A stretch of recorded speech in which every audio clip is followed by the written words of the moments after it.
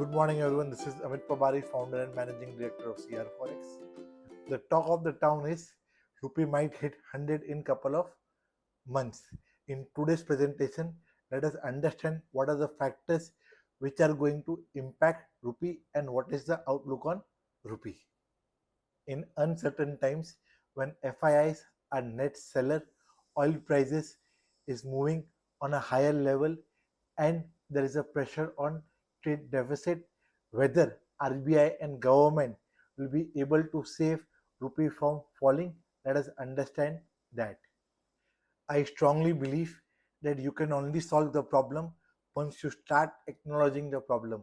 On 11 May, Modi ji came on national TV and suggested Indian citizens, in order to reduce the import dependency, they should take 11 kind of steps like buying less gold and silver, avoiding foreign trips, and etc. etc. In uncertain times, it is important that our import bill is contained or reduced, which is going to save the rupee from weakening. So if we understand our import basket, there are three key items what we import. First is crude, 135 billion per year. Second is electronic goods, and third item is gold.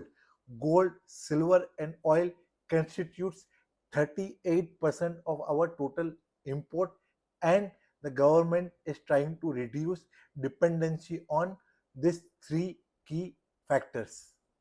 The second step was taken by the government by increasing the import duty on gold and silver.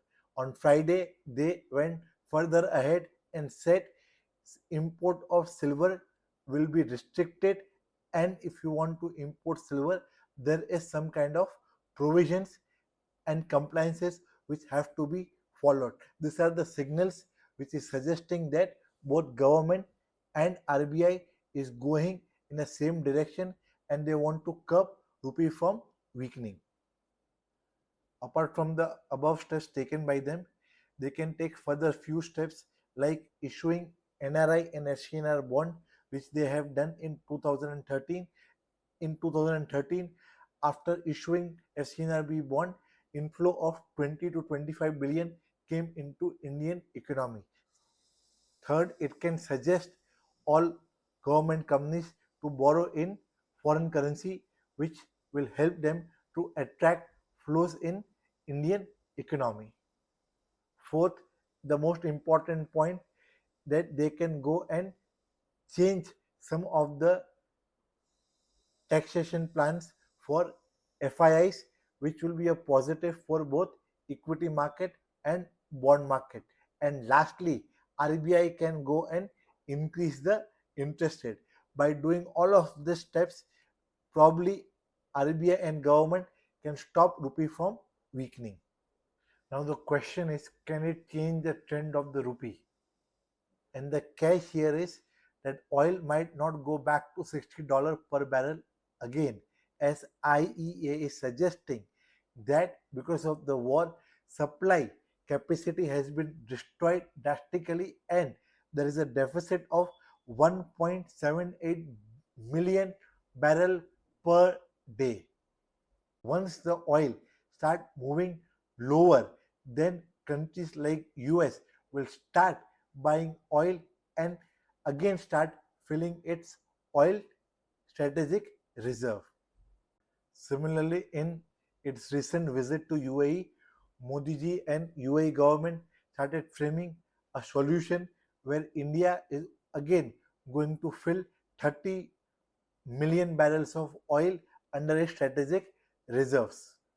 These are the signals which suggest that oil demand will be there and oil price might not reverse completely, which can put pressure on rupee at lower level again. Let us understand technical outlook on rupee.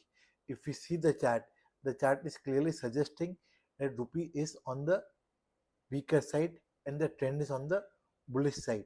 In the near term, 95.30 and 94.80 is likely to act as a very strong support for the pair.